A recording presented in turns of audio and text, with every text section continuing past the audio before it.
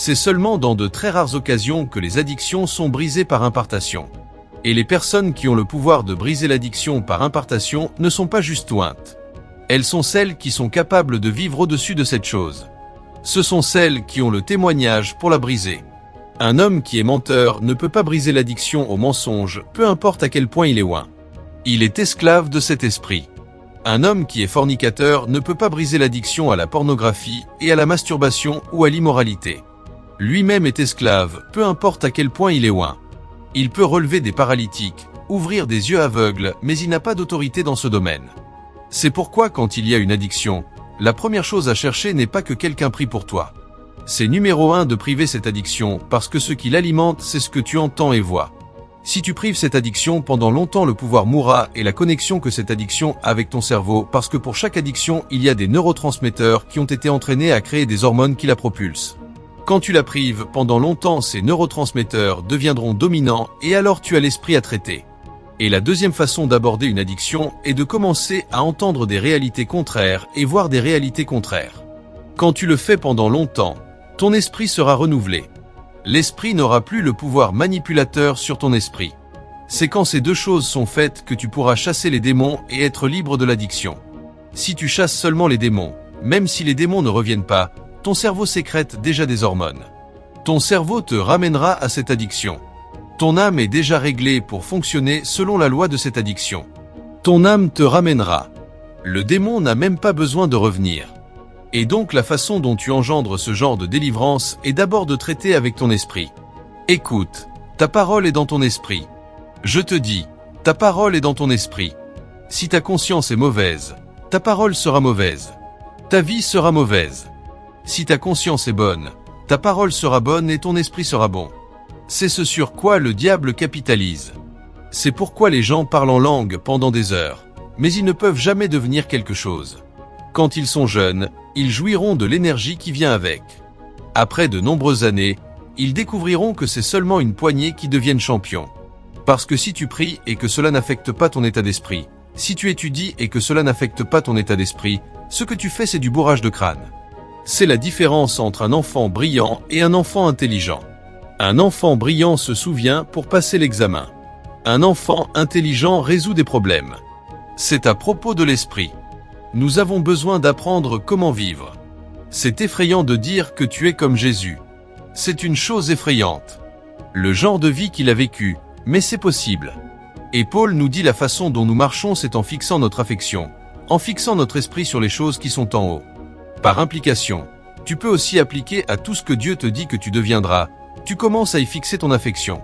Cela signifie que si Dieu te dit que tu seras un roi, tu dois fixer toute ta conscience là jusqu'à ce que tu commences à penser et à agir comme un roi. C'est là que ta royauté commence.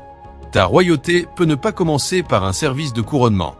Ta royauté peut ne pas commencer par une invitation dans un palais. Ta royauté commencera en réalité par une conscience. Si Dieu te dit que tu es riche et que tu sponsoriseras des nations, ce n'est pas quand tu auras un capital que tu deviendras riche. Cela signifie que cela doit devenir ta conscience à un degré que tu ne peux pas te voir pauvre. Il faudra une autre année ou 10 ans pour que tu sois convaincu que tu es pauvre parce que ce que Dieu t'a dit, tu inonderas ton esprit avec jusqu'à ce que cela devienne ta conscience. Maintenant cette chose semble simple, mais c'est en réalité notre occupation principale dans la vie. Notre occupation principale n'est pas le travail que nous faisons. Notre occupation principale est de renouveler notre esprit jusqu'à ce que notre esprit accepte tout ce que Dieu dit que nous sommes. En Romains 12, verset 2, il a dit « Ne vous conformez pas à ce monde ». Il a dit « Soyez transformés par le renouvellement de votre esprit, parce qu'il y a une volonté parfaite de Dieu que tu es censé manifester. Si ton esprit n'est pas renouvelé, tu ne pourras jamais devenir quoi que ce soit que Dieu dit que tu es. C'est ton occupation principale et c'est au-delà d'entendre un message et de le réciter. L'écho n'est pas la réalité. L'écho crée une impression, pas un impact. Ce que nous disons ici, tu sais, il y a une façon dont la conscience de l'homme est construite. La conscience de l'homme est construite de sorte qu'il a une conscience active et une conscience passive ou un aspect subconscient. La vraie vie d'un homme est dans son subconscient. Pendant que tu es assis ici maintenant, laisse-moi te donner un exemple. Si tu entends un grand bang dehors, ta première réponse, je peux t'assurer, sera la peur. Avant que ton cerveau commence à traiter ce que ce son est, qui tu es à l'intérieur répondra avant que ton cerveau réponde. Tu entends un bang dehors. La peur qui te frappera. Si c'est fermé, il y aura du chaos ici avant que nous disions ce qui se passe. Certaines personnes seront debout à cette porte et commenceront à se demander comment elles sont arrivées là. La raison est parce que cet aspect d'eux, qui n'est pas toujours expressif, est l'aspect le plus puissant d'eux. C'est quand les choses arrivent soudainement que tu trouves leur réalité. Pendant que tu es assis là maintenant, si tu rentres à la maison et qu'ils te donnent juste un sac plein d'argent, tu le donnes un coup de pied. Tu penses que ce sont des vêtements, peut-être un jean plié. Tu l'ouvres maintenant. Tu vois des dollars. Tu vois des dollars. Tu vas juste bouger d'abord. La première chose à laquelle tu penseras est à cette voiture dont je rêvais. C'est le moment où tu commences à penser cette pensée et ta vraie conscience. Tu peux te tenir et dire à Dieu que Seigneur, si tu me bénis, tu sais ce que je ferai. Il a dit Dieu n'entend pas ce que tu dis seulement, Dieu lit ton subconscient parce que c'est ta réalité. Et donc si tu vérifies ta vie soigneusement et tu es un étudiant de ton esprit remonte à 5 ans en arrière, à 10 ans en arrière, tu découvriras que tout ce que tu es maintenant est ce que ton subconscient était il y a 10 ans. Personne n'apparaît juste. Nous sommes tous un produit d'une programmation de notre âme. Et donc Paul nous enseigne que si nous espérons manifester quoi que ce soit de valable, le premier labeur que nous devons mettre en place est de commencer à reprogrammer notre conscience. Et la façon dont tu reprogrammes ta conscience, c'est par les paroles et par les images. Ce sont les deux choses qui reprogramment ta conscience. Paroles et images. Si tu veux être riche, si tu veux être puissant, si tu veux être sain, c'est possible. Mais tu ne seras que sur la base de ce qui entre en toi, parce que ta vie suit la loi de ce qui entre, c'est ce qui sort. C'est ce que tu mets dedans que tu sors. Aucun miracle ne peut annuler cet équilibre. Même si un miracle t'arrive, ta conscience te ramènera au statu quo. Ce sont des principes du royaume. Je suis un ministre de Dieu. Chaque jour je m'étouffe avec les Écritures. Chaque jour si je regarde quelque chose, des Écritures en sortent. Et alors je vois des choses dans la direction où je vais. Parfois je joue juste une vidéo de guérison. Pas parce que je n'entends même pas. Je vois juste comment les gens se lèvent de leur lit. Je vois juste comment des personnes cancéreuses témoignent. Ce que je fais, c'est que j'essaie de faire de cela ma réalité. Et si je le fais après longtemps, si je vois une personne paralysée, la première chose qui m'arrivera ne sera pas la peur, parce que mon esprit absorbe cette réalité jusqu'à ce qu'elle devienne ma possibilité. Et si tu le fais pendant longtemps, les gens que tu vois le faire, ils quitteront la scène. Tu commenceras à te voir le faire. Tu commences à changer ton monde. C'est ainsi que la manifestation vient. Tu es un homme d'affaires. Si tu ne regardes pas un homme d'affaires pieux qui réussit jusqu'à ce que tu commences à penser seulement possibilité, ton esprit sera une montagne que tu ne graviras jamais. Parce que la première loi de la manifestation est la loi de la conscience.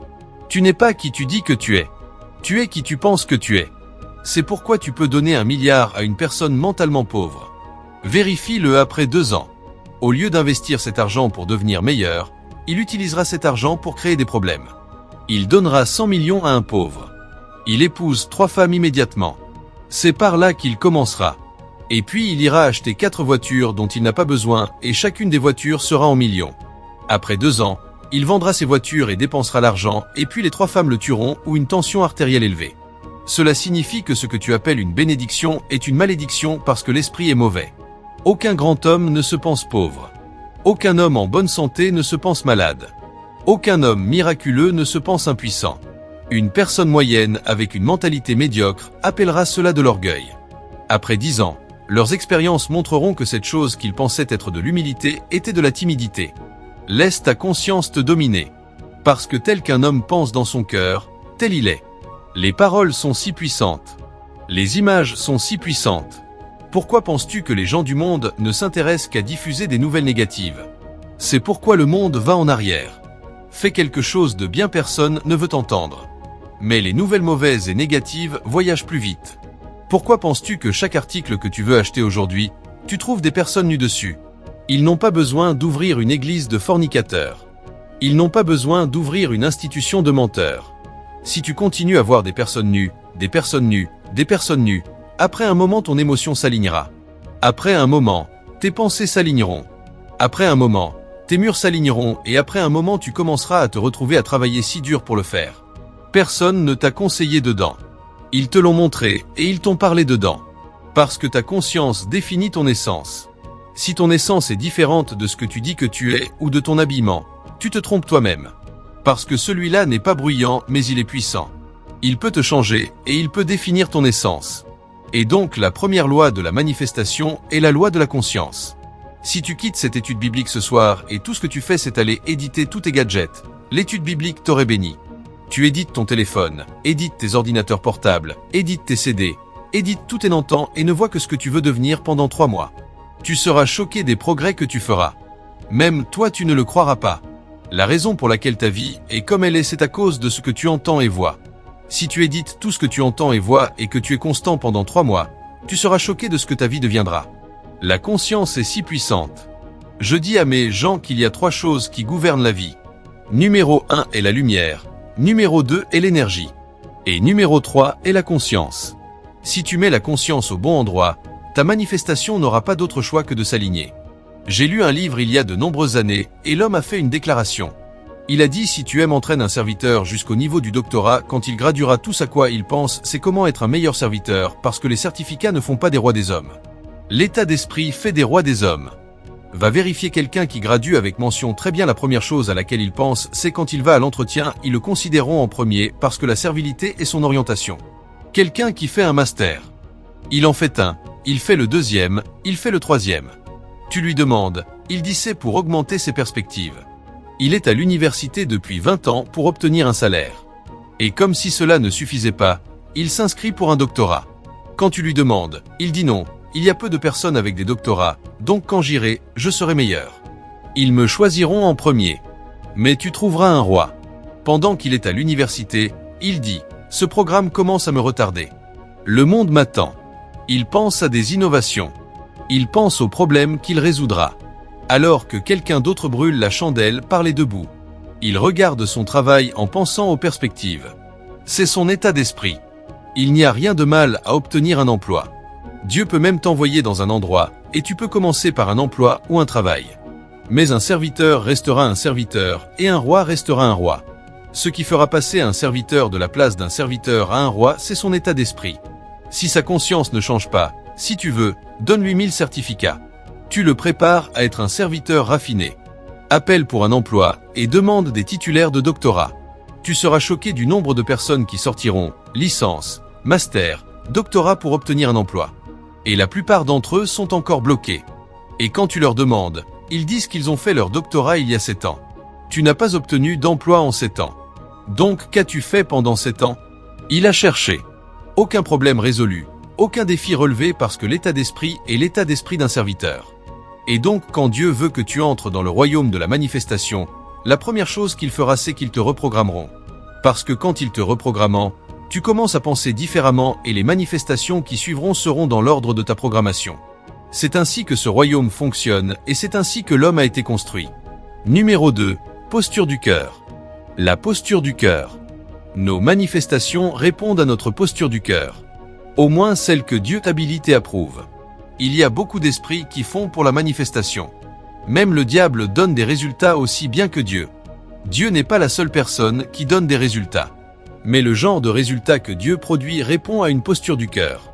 Quand tu demandes à Dieu de t'habiliter avec des finances, quand tu demandes à Dieu de t'habiliter avec une onction, le problème n'est pas l'onction. Et quand Dieu veut te vérifier, l'un des paramètres que Dieu considérera est pourquoi tu cherches le pouvoir financier. Pourquoi tu cherches cette onction? C'est ce que Dieu vérifie en Jacques 4, versets 1 et 2. Voici ce que Jacques enseignait au corps de Christ. Il a dit: d'où viennent les guerres et les combats parmi vous? Ne viennent-ils pas de la même de vos convoitises qui combattent dans vos membres? Et il est allé plus loin. Il a dit: vous convoitez et vous n'avez pas. Vous tuez et désirez avoir et ne pouvez pas obtenir. Vous combattez et guerroyez, pourtant vous n'avez pas parce que vous ne demandez pas. Allez au verset 3. Vous demandez et vous ne recevez pas parce que vous demandez afin de consommer cela sur vos convoitises. Et donc ce qui donne l'autorité qui libère la manifestation n'est pas basé juste sur le désir de demander. C'est ce qui alimente la motivation, qui alimente cette demande que l'Esprit de Dieu considère.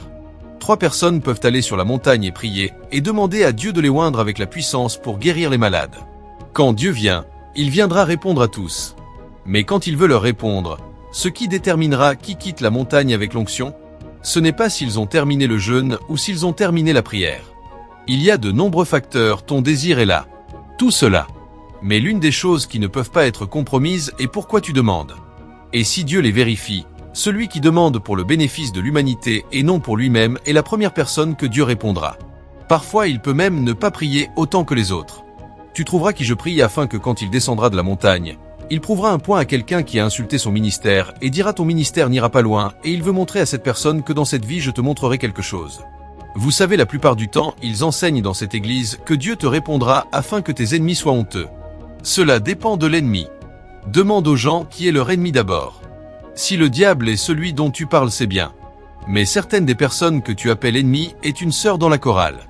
Certaines des personnes que tu appelles ennemis est un frère dans la bande de prière. Et donc ce genre d'ennemi, Dieu ne permettra pas que cet ennemi soit honteux. Parce que si cet ennemi est honteux, ton orgueil t'aurait asservi pour toujours et à jamais. Parce qu'il y a beaucoup de personnes qui supplient Dieu pour recevoir de Dieu afin de prouver un point. Il y a beaucoup de personnes qui demandent à Dieu de l'argent juste pour le gaspiller sur leurs désirs. J'ai souffert. Seigneur, pourquoi mes semblables font ce qu'ils font? Que ai-je fait? Eh bien, si c'est tes semblables auxquels tu penses, il y en a certains dans la tombe maintenant. Pourquoi ne pas commencer par là? Seigneur, regarde ce que mes semblables conduisent. Dieu n'est pas là pour prouver un point à ton semblable. Quand Dieu veut répondre à tes prières, il découvrira le motif parce que les choses divines sont trop précieuses pour être gaspillées. Il a dit ne donnez pas les choses saintes aux porcs. Il a dit ils les fouleront aux pieds et se retourneront contre toi parce qu'ils ne les apprécient pas. Quelqu'un cherche une onction juste pour prouver un point à quelqu'un que Dieu l'a appelé. Alors qu'il y a beaucoup de personnes qui meurent de maladie, il ne s'en soucie pas. L'onction pour lui est juste pour créer un spectacle. Laissez-moi vous montrer quelques écritures. En Luc 4 verset 18 à verset 19, Jésus parlant, il a dit « L'Esprit du Seigneur est sur moi parce qu'il m'a oint pour voir les raisons de prêcher l'évangile aux pauvres. » Donc la raison pour laquelle Dieu a oint Jésus n'était pas à cause de Jésus. C'était parce que les pauvres avaient besoin d'entendre l'évangile. Si ce n'était pas à propos des pauvres, il n'y aurait pas eu besoin qu'il soit oint. Numéro 2, il a dit pour guérir ceux qui ont le cœur brisé. Donc la deuxième raison pour laquelle il a oint, c'est à cause de ceux qui ont le cœur brisé. Numéro 3, il a dit prêcher la délivrance aux captifs. La troisième raison est quoi? À cause des captifs. Numéro 4, il a dit recouvrement de la vue aux aveugles. Et numéro 5, il a dit mettre en liberté ceux qui sont meurtris. Et numéro 6, il a dit prêcher l'année agréable du Seigneur. Donc les raisons pour lesquelles Jésus a été oint, c'était à cause de l'agenda de Dieu et à cause de la détresse que les gens traversaient qui avaient besoin de l'intervention de Dieu. Suivez-vous? C'est très simple, mais c'est pourquoi beaucoup de personnes ne voient pas la main de Dieu. Ils ont prié, ils ont jeûné, ils ont semé la semence, mais ils ne savent pas pourquoi cette chose ne vient pas. C'est pourquoi c'est un protocole pour la manifestation. Donc tu n'as pas besoin de l'onction de guérison si tu n'as pas de compassion pour les malades. Si Dieu veut t'oindre avec l'huile de guérison, ce que Dieu vérifiera, c'est si tu es intéressé à voir les malades guéris. Si tu n'es pas intéressé à voir les malades guéris, cette onction ne viendra peut-être jamais sur ta vie. Si Dieu veut t'habiliter avec des finances, il sait que tu as besoin et il veut t'aider, te bénir afin que tes besoins soient satisfaits. Mais ce que Dieu veut faire est grand. Tes besoins sont trop petits pour être la raison. Si c'est seulement tes besoins, n'importe qui autour peut, Dieu peut bouger n'importe qui autour pour l'adresser. Mais si c'est quelque chose qui peut affecter ton monde, cela doit être plus grand que tes besoins. Et c'est pourquoi quand le contexte de Jésus a été détaillé, il n'y avait rien à propos de Jésus qui était mentionné ici. Donc tu peux justement dire Jésus n'a pas été oint à cause de Jésus. Jésus a été oint à cause de la volonté du Père et à cause de la détresse des gens. Il était celui qui a donné le manifeste. Numéro 1, tu as la bonne conscience, qui est la conscience que tu es dans cette réalité. Et numéro 2, c'est que tu as la bonne posture du cœur. Et la posture du cœur dans ce contexte n'est pas la pureté. Il y a une place pour la pureté, et j'en parlerai bientôt. La posture du cœur dans ce contexte est à propos de la motivation. Dieu vérifie pourquoi tu as si désespérément besoin de ce pourquoi tu le troubles. En Matthieu 28, versets 18 à 20, il a dit aller dans le monde entier. Il a dit numéro 1, toute puissance dans le ciel et sur la terre m'a été donnée. Il a dit aller dans le monde entier pas pour aller réussir. Réussiras-tu? Oui. Je n'ai pas appelé la semence de Jacob à me chercher en vain. Mais voici ce qu'il a dit. Il a dit aller dans le monde entier et faites des disciples de toutes les nations, les baptisant au nom du Père, du Fils et du Saint-Esprit, leur enseignant tout ce que vous avez reçu de moi. Voici, je suis avec vous tous les jours. Si tu vérifies cette écriture, c'est tout à propos de eux. Parce que quand Dieu te donne quelque chose, il vérifie comment cela profitera à l'humanité et comment cela activera son agenda. Je te montre pourquoi les gens appliquent des principes corrects, mais ils ne voient pas l'habilitation. Je te montre pourquoi les gens prient et jeûnent et ils ne voient pas l'habilitation. Beaucoup te diront même j'ai tout fait. Si tu as tout fait, cela se montrera. Si cela ne se montre pas, c'est parce que tu n'as pas tout fait et c'est une partie de tout en plus de ce que tu fais déjà qui est correct. Que cette pensée soit en vous. Acte 10, verset 38. Comment Dieu a oint Jésus de Nazareth du Saint-Esprit et de puissance. Qui allait acheter des terres et partir en vacances.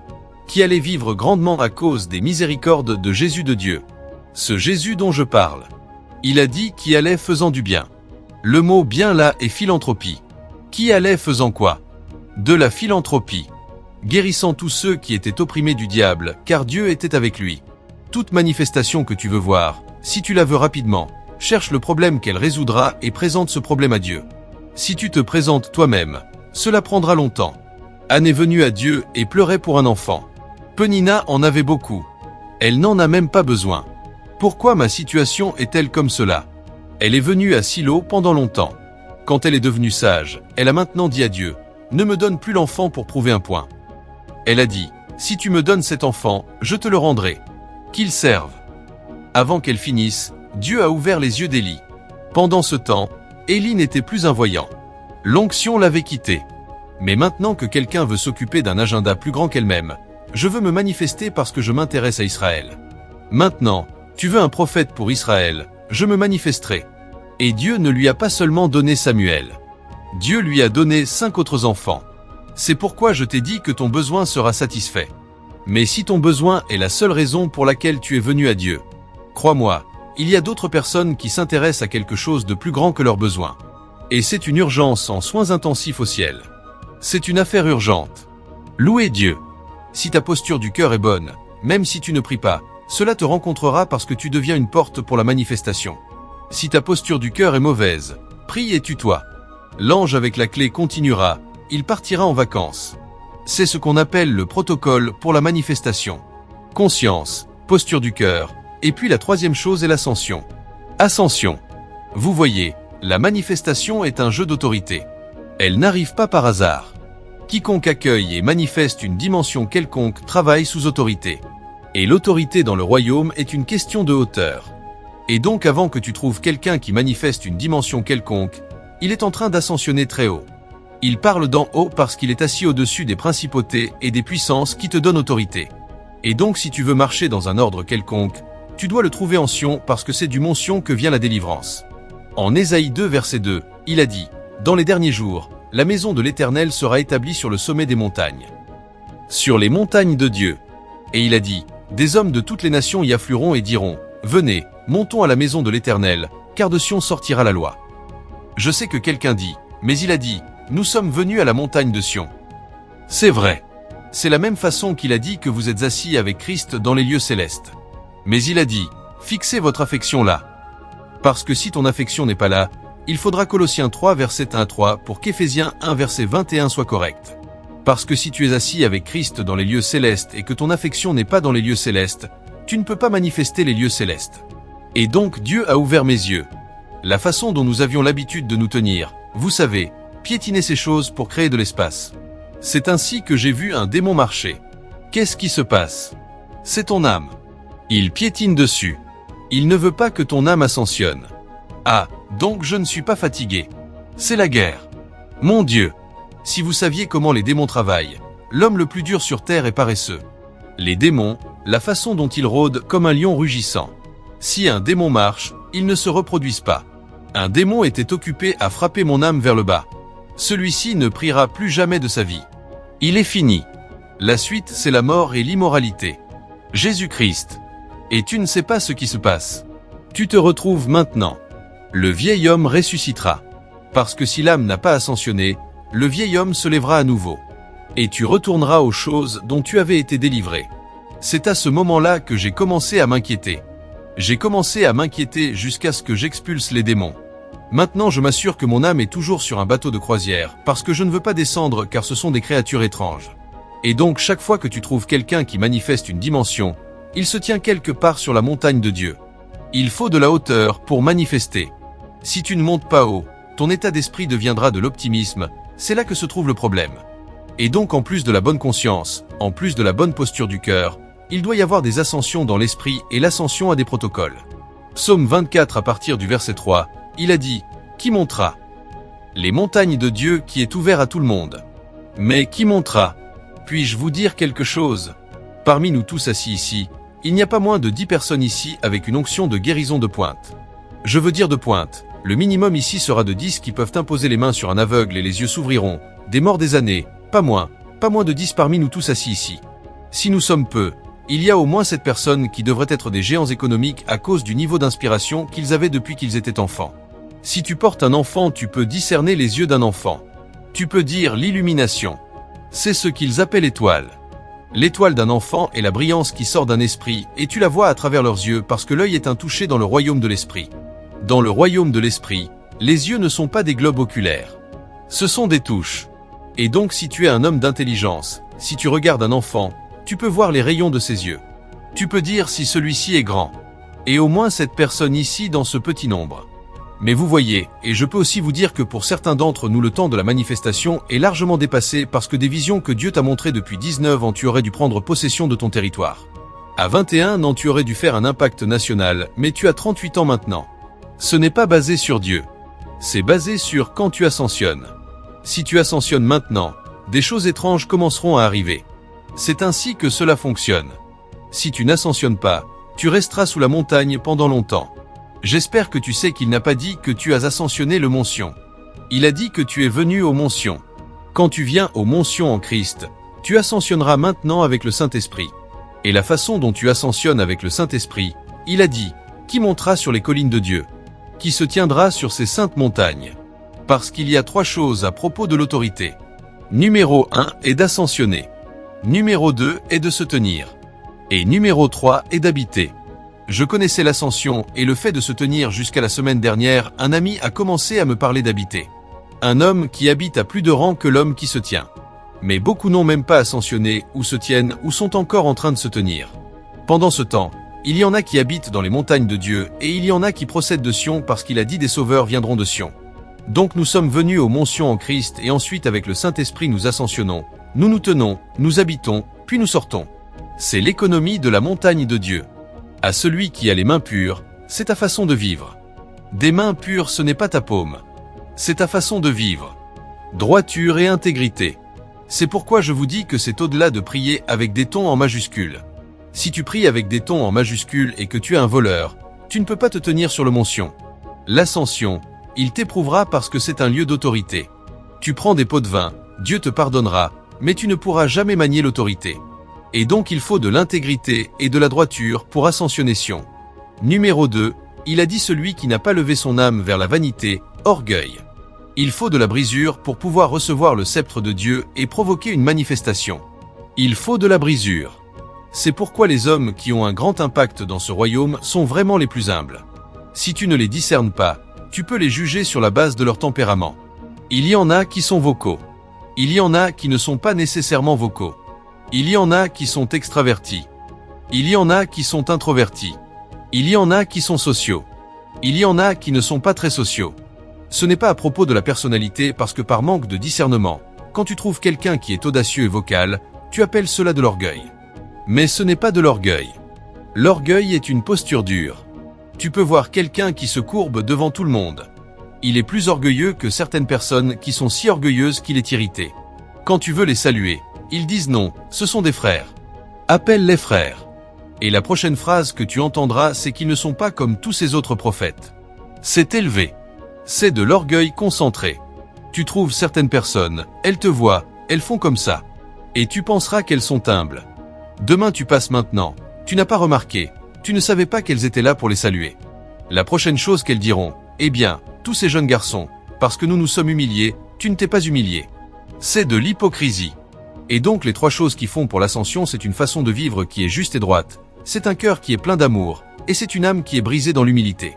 Si tu n'as pas ces 3 choses, si tu veux, ta langue devrait être la langue la plus forte sur terre. Si tu veux, prie plus longtemps que toute l'Église réunie. Tu es sur terre. En fait, la longue prière par elle-même est appelée pharisaïsme. C'est la voie des pharisiens. Il a dit qu'ils aiment prier longtemps et se tenir au coin des rues afin d'être remarqués. Il a dit qu'ils ont leur récompense. Si tu veux citer 1 million d'écritures, tu es sur terre parce que le signe que ta prière commence à toucher une corde dans l'esprit. Le signe que ton écriture commence à couler de l'inspiration, c'est quand ton cœur entre dans la fréquence de la brisure. C'est quand ton cœur entre dans la fréquence de l'amour. C'est là que cette prière commence à te toucher. Cette prière peut maintenant te porter.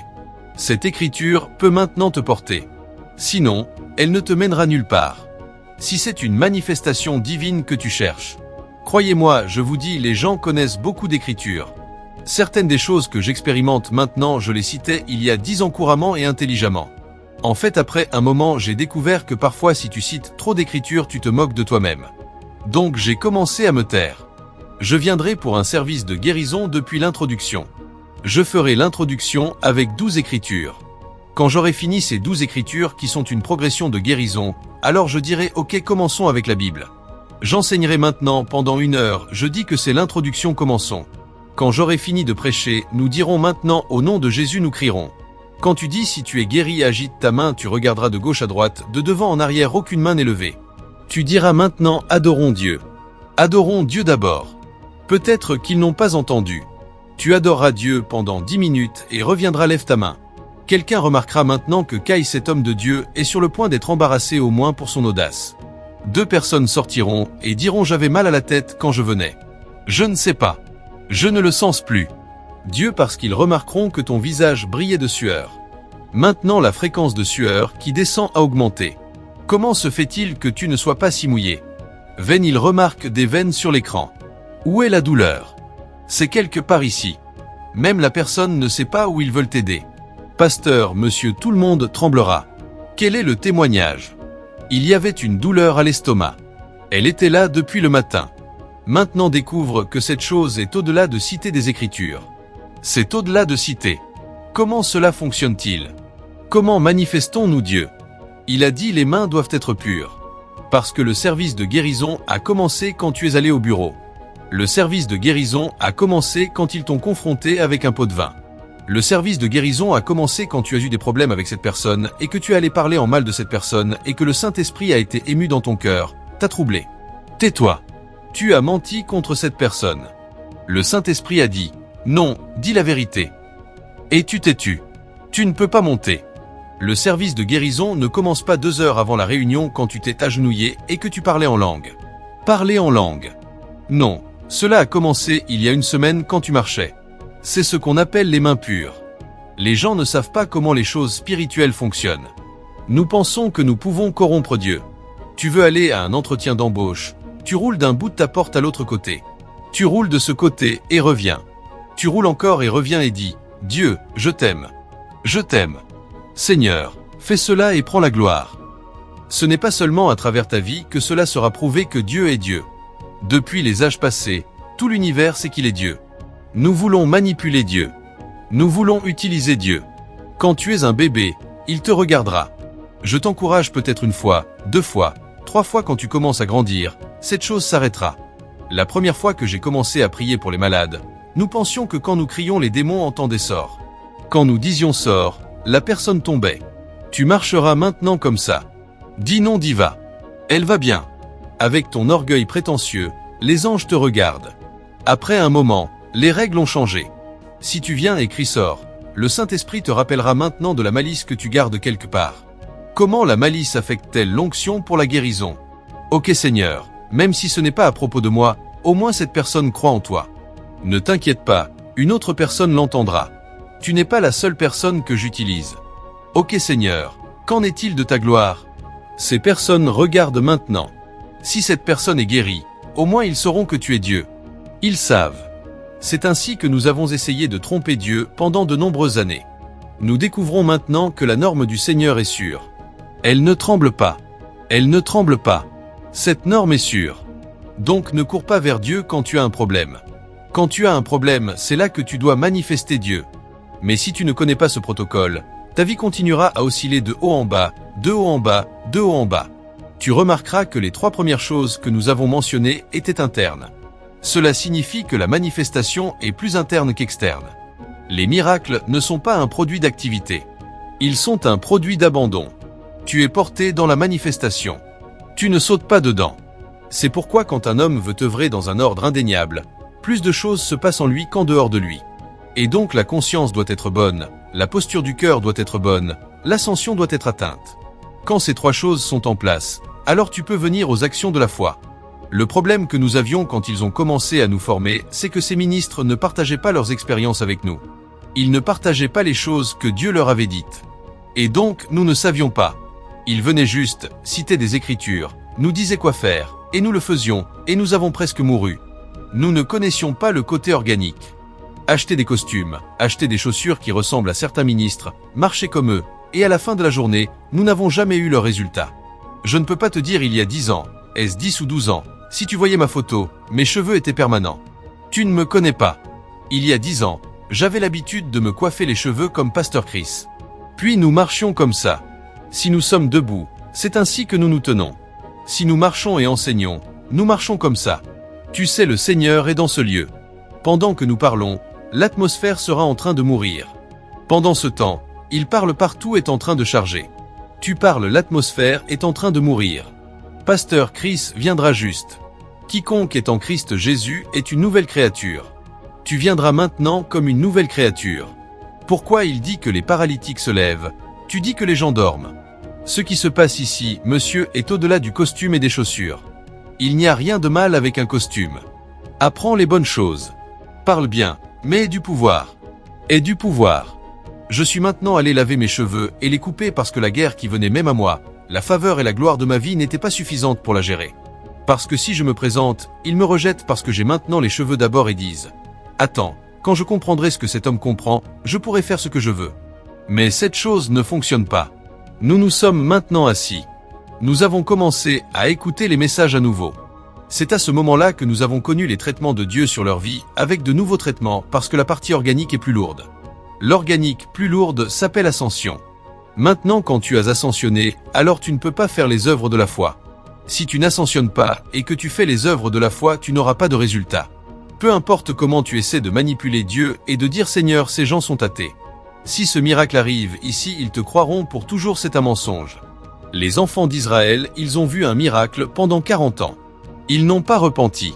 La colonne de feu et la colonne de nuée marchaient avec eux. Ils voyaient des merveilles pendant 40 ans. Ils ne croyaient pas. C'est la conviction. La conviction du Saint-Esprit. C'est ce qui convertit les hommes. Pas ce que les gens voient. Certaines personnes peuvent même voir un miracle, c'est la raison pour laquelle elles diront que tous ces pasteurs sont faux. Manipulant Dieu. Suis le protocole. Quand tu as ascensionné, alors les actions de la foi commencent. Tu sais, dans l'ère des guerres de souveraineté, les rois savaient comment gagner, c'est parler. Si tu ne peux pas parler, tu es fini dans cette vie, si tu ne peux pas parler, tu es fini. Ces jours-là, quand les rois voulaient aller à la guerre, l'armée se rassemblait, et alors ils amenaient les orateurs. Si l'orateur parle, tout ton adrénaline montera, et tu verras des gens se battre jusqu'à la mort. Donc les victoires et les conquêtes sont en réalité un produit des bonnes paroles. C'est ce que la Bible signifie quand il appelle guerre en saison. Être capable d'énoncer la bonne parole au bon moment est un don. Et les hommes qui prennent des actions qui produisent des résultats, une chose qu'ils savent faire et savent faire très bien, c'est parler correctement. Ils disent la bonne chose au bon moment, au bon endroit. Si tu peux obtenir cela, même la parole peut être donnée. Les paroles, ce sont quelques-unes des armes les plus puissantes que tu peux trouver sur la face de la terre. Et donc voici le verdict de Paul en 2 Corinthiens 4 verset 13. Il dit selon qu'il est écrit. Il a dit ils ont cru et ont parlé. Il a dit nous aussi ayant le même esprit de foi nous croyons. Et la preuve que nous croyons c'est que nous parlons. Si nous ne parlons pas, cela signifie que nous ne croyons pas. Mais au moment où nous croyons, nous commençons à parler. Tu ne peux pas voir une parole que tu n'as pas parlé. Sinon tu vivras dans celle que quelqu'un d'autre t'a parlé. Et donc si tu ne veux pas vivre dans une réalité que quelqu'un d'autre a créée, tu dois créer la tienne avec des paroles. Crée-la. Écoute, fais du parler un mode de vie. La raison pour laquelle les gens ne vont nulle part et n'ont aucune manifestation digne est parce que la plupart du temps les choses qu'ils disent même sont les sujets que les autres soulèvent pour eux. Quand tu devrais parler ton chemin en avant et en haut, ils amènent l'affaire de quelqu'un à toi et tu t'assois dessus et parles pendant 3 heures et tu penses que tu fais des progrès. Après 10 ans, toi et la personne qui parle de cette personne, vous parlerez encore parce que cela signifie que cette personne est celle qui crée des nouvelles pour toi. Quand tu trouves des grandes personnes, elles ont des sessions de parler de la même façon qu'elles ont des sessions de penser. Certaines personnes s'enfermeront dans la chambre, se tiendront devant le miroir, PDG, et se diront qu'ils peuvent le faire. Ils l'ont fait avant, ils le feront à nouveau. Et s'ils ne le font pas, personne d'autre ne le fera. Et ils le feront afin que les vies des autres soient meilleures. C'est parce qu'ils le font. C'est pourquoi le monde est un meilleur endroit, et ils se parleront jusqu'à ce que l'onction monte. Parfois tu as besoin d'aller t'enfermer dans la chambre, et te dire je suis la tête et la tête seulement. Tout ce que je fais prospère. Je ne sais pas comment échouer. Ce que tu fais, c'est que tu ne te motives pas. Tu rééduques ton esprit. Tu reprogrammes ton âme parce que ce que tu dis est ce que tu deviens. Il a dit: garde-moi en souvenir de ma parole. Selon ta parole, tu seras justifié. Cela signifie que ta justification est à la merci de tes paroles. Ésaïe 44, verset 26. Et en Ésaïe 44, verset 26, il a dit: moi l'Éternel, je confirme les paroles de mes serviteurs. J'accomplis les conseils de mes messagers. Dieu dit que tu dois lui rappeler ce qu'il fera pour toi. Et Dieu dit qu'il honorera ce que tu dis. Et tu es là à dire que ça ne marche pas. Je suis un échec. Oh mon Dieu! Est-ce ainsi que nous finissons? Eh bien, tu es sur le point de finir parce que tu écris le scénario de ta manifestation. Mais il y en a parmi nous qui marchent dans la vie de gloire, dans l'expérience glorieuse, parce que nous le connaissons, nous le pensons et nous le parlons. Tu ne m'attraperas jamais. L'autre jour, je me suis levé dans ma chambre et je marchais comme ça. Et ma femme est apparue et a commencé à rire. Elle voulait me donner une tasse d'eau et je me tenais comme ça. Quand elle a servi l'eau, je l'ai prise et j'ai bu. Elle a dit: que fais-tu? J'ai dit: je suis un roi. Je répète ma vie. Je suis un roi. Je suis un roi. Je le parle jusqu'à ce que cela doive devenir.